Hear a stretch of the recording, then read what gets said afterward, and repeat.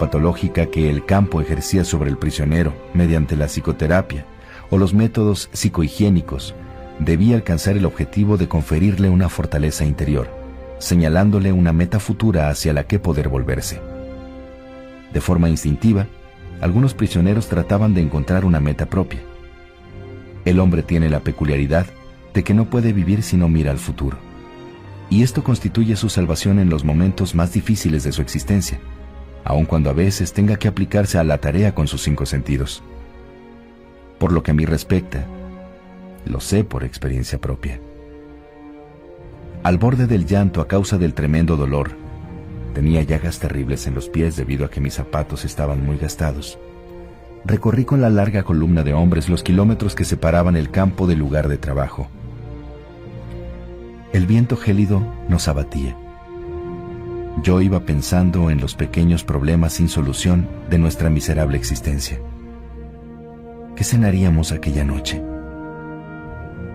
Si como extra nos dieran un trozo de salchicha, convendría cambiarla por un pedazo de pan. Debía comerciar con el último cigarrillo que me quedaba de un bono que obtuve hacía 15 días y cambiarlo por un tazón de sopa. ¿Cómo podría hacerme con un trozo de alambre para reemplazar el fragmento que me servía como cordón de los zapatos? ¿Llegaría al lugar de trabajo a tiempo para unirme al pelotón de costumbre o tendría que acoplarme a otro cuyo capataz tal vez fuera más brutal? ¿Qué podía hacer para estar en buenas relaciones con un capo determinado que podría ayudarme a conseguir trabajo en el campo en vez de tener que emprender a diario aquella dolorosa caminata? Estaba disgustado con la marcha de los asuntos que continuamente me obligaban a ocuparme solo de aquellas cosas tan triviales. Me obligué a pensar en otras cosas. De pronto me vi de pie en la plataforma de un salón de conferencias bien iluminado, agradable y caliente. Frente a mí tenía un auditorio atento, sentado en cómodas butacas tapizadas. Yo daba una conferencia sobre la psicología de un campo de concentración. Visto y descrito desde la mira distante de la ciencia, todo lo que me oprimía hasta ese momento se objetivaba. Mediante este método logré cierto éxito. Conseguí distanciarme de la situación, pasar por encima de los sufrimientos del momento y observarlos como si ya hubieran transcurrido. Y tanto yo mismo como mis dificultades se convirtieron en el objeto de un estudio psicocientífico muy interesante que yo mismo he realizado. ¿Qué dice Spinoza en su Ética? Dice: la emoción, que constituye sufrimiento, deja de serlo tan pronto como nos formamos una idea clara y precisa del mismo. El prisionero que perdía la fe en el futuro, en su futuro, estaba condenado. Con la pérdida de la fe en el futuro perdía a sí mismo su sostén espiritual. Se abandonaba y decaía, y se convertía en el sujeto del aniquilamiento físico y mental. Por regla general, este se producía de pronto, en forma de crisis, cuyos síntomas eran familiares al recluso con experiencia en el campo. Todos teníamos este momento no ya por nosotros, lo que no hubiera tenido importancia, sino por nuestros amigos. Solía comenzar cuando una mañana el prisionero se negaba a vestirse y a lavarse o a salir fuera del barracón. Ni las súplicas, ni los golpes, ni las amenazas surtían ningún efecto. Se limitaba a quedarse allí, sin apenas moverse. Si la crisis desembocaba en enfermedad, se oponía a que lo llevaran a la enfermería o a hacer cualquier cosa por ayudarse. Sencillamente se entregaba, y allí se quedaba tendido sobre sus propios excrementos, sin importarle nada. Una vez presencié una dramática demostración del estrecho nexo entre la pérdida de la fe en el futuro y su consiguiente final. F, el jefe de mi barracón, me confió un día: me gustaría contarle algo, doctor. He tenido un sueño extraño. Una voz me decía que deseara lo que quisiera, que lo único que tenía que hacer era decir lo que quería saber y todas mis preguntas tendrían respuesta. ¿Quiere saber lo que le pregunté? Que me gustaría conocer cuándo terminaría para mí la guerra. Ya sabe lo que quiero decir, doctor.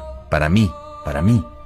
Quería saber cuándo seríamos liberados nosotros, nuestro campo, ¿Y cuándo tocarían a su fin nuestros sufrimientos? ¿Y cuándo tuvo usted ese sueño?, le pregunté. En febrero de 1945, contestó. Por entonces estábamos a principios de marzo. ¿Y qué le contestó la voz? Me contestó que el 30 de marzo. Cuando F me habló de aquel sueño, todavía estaba rebosante de esperanza y convencido de que la voz de su sueño no se equivocaba. Pero al acercarse el día señalado, las noticias sobre la evolución de la guerra que llegaban a nuestro campo no hacían suponer la probabilidad de que nos liberaran en la fecha prometida. El 29 de marzo, y de repente, F cayó enfermo, con una fiebre muy alta. Para el día 30 de marzo, el día que la profecía le había dicho que la guerra y el sufrimiento terminarían para él, cayó en un estado de delirio y perdió la conciencia. El 31 de marzo falleció. Según todas las apariencias, murió de tifus. Los que conocen la estrecha relación que existe entre el estado de ánimo de una persona, su valor y sus esperanzas, o la falta de ambos, y la capacidad de su cuerpo para conservarse inmune, saben también que si repentinamente pierde la esperanza y el valor, ello puede ocasionarle la muerte. La causa última de la muerte de mi amigo fue que la esperada liberación no se produjo, y esto le desilusionó totalmente. De pronto, su cuerpo perdió resistencia contra la infección de tifoidea latente. Su fe en el futuro y su voluntad de vivir se paralizaron, y su cuerpo fue presa de la enfermedad, de suerte que sus sueños se hicieron finalmente realidad. Las observaciones sobre este caso y la conclusión que de ellas puede extraerse concuerdan con algo sobre lo que el médico jefe del campo me llamó la atención.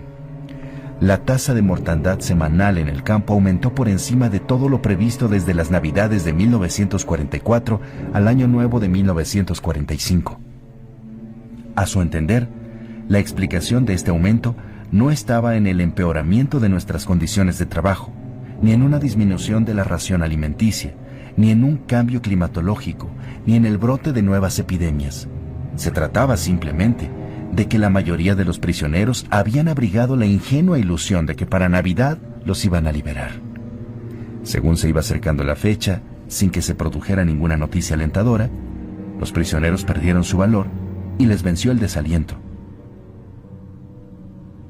Como ya dijimos antes, cualquier intento de restablecer la fortaleza interna del recluso bajo las condiciones de un campo de concentración pasa antes que nada por el acierto en mostrarle una meta futura. Las palabras de Nietzsche: quien tiene algo por qué vivir es capaz de soportar cualquier cómo, pudieran ser la motivación que guía todas las acciones psicoterapeutas y psicohigiénicas con respecto a los prisioneros. Siempre que se presentaba la oportunidad, era preciso inculcarles un porqué, una meta de su vivir, a fin de endurecerles para soportar el terrible cómo de su existencia. Desgraciado de aquel que no viera ningún sentido en su vida, ninguna meta, ninguna intencionalidad y por tanto ninguna finalidad en que vivirla. Ese estaba perdido. La respuesta típica que solía dar este hombre: yo ya no espero nada de la vida. ¿Qué respuesta podemos dar a estas palabras? La pregunta por el sentido de la vida.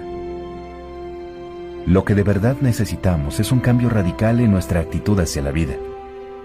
Tenemos que aprender por nosotros mismos y después enseñar a los desesperados que en realidad no importa que no esperemos nada de la vida, sino si la vida espera algo de nosotros. Tenemos que dejar de hacernos preguntas sobre el significado de la vida y en vez de ello, pensar en nosotros como en seres a quienes la vida les inquiriera continua e incesantemente. Nuestra contestación tiene que estar hecha no de palabras, ni tampoco de meditación, sino de una conducta y una actuación rectas. En última instancia, vivir significa asumir la responsabilidad de encontrar la respuesta correcta a los problemas que ello plantea y cumplir las tareas que la vida asigna constantemente a cada individuo. Dichas tareas y consecuentemente el significado de la vida difieren de un hombre a otro, de un momento a otro. De modo que resulta completamente imposible definir el significado de la vida en términos generales. Nunca se podrá dar respuesta a las preguntas relativas al sentido de la vida con argumentos específicos. Vida no significa algo vago, sino algo muy real y concreto, que configura el destino de cada hombre, distinto y único en cada caso. Ningún hombre ni ningún destino pueden compararse a otro hombre o a otro destino. Ninguna situación se repite y cada una exige una respuesta distinta. Unas veces, la situación en que un hombre se encuentra puede exigirle que emprenda algún tipo de acción. Otras, puede resultar más ventajoso aprovecharla para meditar y sacar las consecuencias pertinentes. Y a veces, lo que se exige al hombre puede ser simplemente aceptar su destino y cargar con su cruz. Cuando un hombre descubre que su destino es sufrir, ha de aceptar dicho sufrimiento, pues esa es su sola y única tarea. Ha de reconocer el hecho de que, incluso sufriendo, él es único y está solo en el universo. Nadie puede redimirle de su sufrimiento ni sufrir en su lugar. Su única oportunidad reside en la actitud que adopte al soportar esa carga. En cuanto a nosotros, como prisioneros, tales pensamientos no eran especulaciones muy alejadas de la realidad. Eran los únicos pensamientos capaces de ayudarnos, de liberarnos de la desesperación, aun cuando no se vislumbrara ninguna oportunidad de salir con vida. Ya hacía tiempo que habíamos pasado por la etapa de pedir a la vida un sentido, tal como el de alcanzar alguna meta mediante la creación activa de algo valioso. Para nosotros el significado de la vida abarcaba círculos más amplios, como son los de la vida y la muerte. Y por este sentido es por el que luchábamos. Una vez que nos fue revelado el significado del sufrimiento, nos negamos a minimizar o a aliviar las torturas del campo a base de ignorarlas o de abrigar falsas ilusiones. El sufrimiento se había convertido en una tarea a realizar y no queríamos volverle la espalda. Habíamos aprendido las oportunidades de logro que se ocultaban en él, oportunidades que habían llevado al poeta Rilke a decir: ¿por cuánto sufrimiento hay que pasar? Rilke habló de conseguir mediante el sufrimiento, donde otros hablan de conseguir por medio del trabajo. Ante nosotros, teníamos una buena cantidad de sufrimiento que debíamos soportar, así que era preciso hacerle frente procurando que los momentos de debilidad y de lágrimas se redujeran al mínimo. Pero no había ninguna necesidad de avergonzarse de las lágrimas, pues ellas testificaban que el hombre era verdaderamente valiente, que tenía el valor de sufrir. No obstante, muy pocos lo entendían así.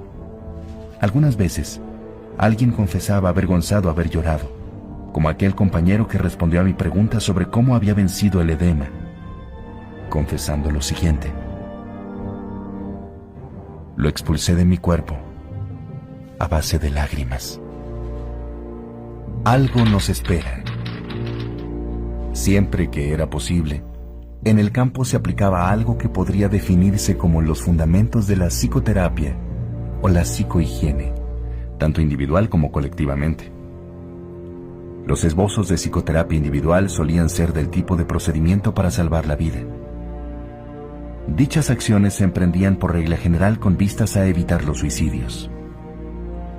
Una regla del campo muy estricta prohibía que se tomara ninguna iniciativa tendiente a salvar a un hombre que tratara de suicidarse. Por ejemplo, se prohibía cortar la soga del hombre que intentaba ahorcarse. Por consiguiente, era de suma importancia impedir que se llegara a tales extremos. Recuerdo 2 casos de suicidio frustrado que guardan mucha similitud. Ambos prisioneros habían comentado sus intenciones de suicidarse basando su decisión en el argumento típico de que ya no esperaban nada de la vida. En ambos casos se trataba por lo tanto de hacerles comprender que la vida todavía esperaba algo de ellos. A uno le quedaba un hijo al que adoraba y que estaba esperándole en el extranjero. En el otro caso no era una persona la que le esperaba, sino una cosa: su obra. Era un científico que había iniciado la publicación de una colección de libros. Nadie más que él podía realizar su trabajo, lo mismo que nadie más podría nunca reemplazar al Padre en el afecto del Hijo. La unicidad y la resolución que diferencian a cada individuo y confieren un significado a su existencia tienen su incidencia en la actividad creativa, al igual que la tienen en el amor. Cuando se acepta la imposibilidad de reemplazar a una persona, se da paso para que se manifieste en toda su magnitud la responsabilidad que el hombre asume ante su existencia. El hombre que se hace consciente de su responsabilidad ante el ser humano que le espera con todo su afecto, o ante una obra inconclusa, no podrá nunca tirar su vida por la borda. Conoce el porqué de su existencia y podrá soportar casi cualquier cómo. Una palabra a tiempo. Las oportunidades para la psicoterapia colectiva eran limitadas. El ejemplo correcto era más efectivo de lo que pudieran serlo las palabras. Los jefes de barracón, que no eran autoritarios, por ejemplo, tenían precisamente por su forma de ser y actuar 1000 oportunidades de ejercitar una influencia de largo alcance sobre los que estaban bajo su jurisdicción. La influencia inmediata de una determinada forma de conducta es siempre más efectiva que las palabras. Pero, a veces, una palabra también resulta efectiva cuando la receptividad mental se intensifica con motivo de las circunstancias externas. Recuerdo un incidente en que hubo lugar para realizar una labor terapéutica sobre todos los prisioneros de un barracón, como consecuencia de la intensificación de su receptividad provocada por una determinada situación externa. Había sido un día malo, un día muy malo. A la hora de la formación se había leído un anuncio sobre los muchos actos que, de entonces en adelante, se considerarían acciones de sabotaje y por consiguiente, punibles con la horca. Entre estas faltas se incluían nimiedades como cortar pequeñas tiras de nuestras viejas mantas para utilizarlas como vendajes para los tobillos y robos mínimos. Hacía unos días que un prisionero al borde de la inanición había entrado en el almacén de víveres y había robado algunos kilos de papas. El robo se descubrió y algunos prisioneros reconocieron al ladrón. Cuando las autoridades del campo tuvieron noticia de lo sucedido, ordenaron que les entregáramos al culpable. Si no, todo el campo, todo ayunaría un día. Claro está que los 2500 hombres prefirieron callar. La tarde de aquel día de ayuno, yacíamos exhaustos en los camastros. Nos encontrábamos en las horas más bajas. Apenas se decía palabra, y las que se pronunciaban tenían un tono de irritación. Entonces, y para empeorar aún más las cosas, se apagó la luz. Los estados de ánimo llegaron a su punto más bajo. Pero el jefe de nuestro barracón era un hombre sabio e improvisó una pequeña charla sobre todo lo que bullía en nuestra mente en aquellos momentos. Se refirió a los muchos compañeros que habían muerto en los últimos días por enfermedad o por suicidio, pero también indicó cuál había sido la verdadera razón de esas muertes: la pérdida de la esperanza. Aseguraba que tenía que haber algún medio de prevenir que futuras víctimas llegaran a estados tan extremos. Y al decir esto, me señalaba a mí para que les aconsejara.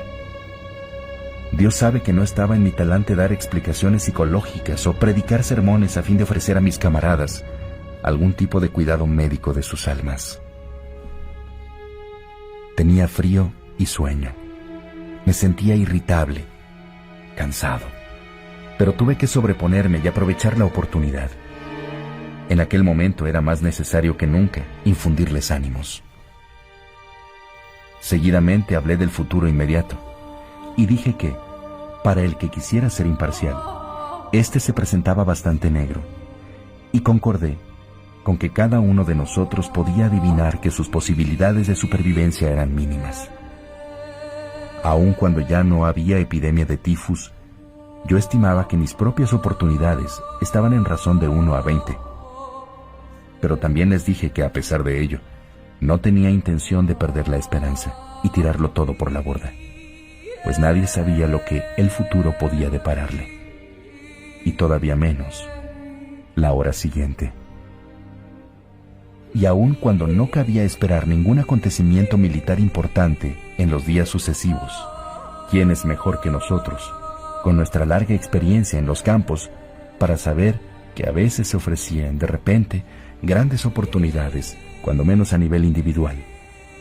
Por ejemplo, cabía la posibilidad de que inesperadamente uno fuera destinado a un grupo especial que gozara de condiciones laborales particularmente favorables, ya que este tipo de cosas constituían la suerte del prisionero.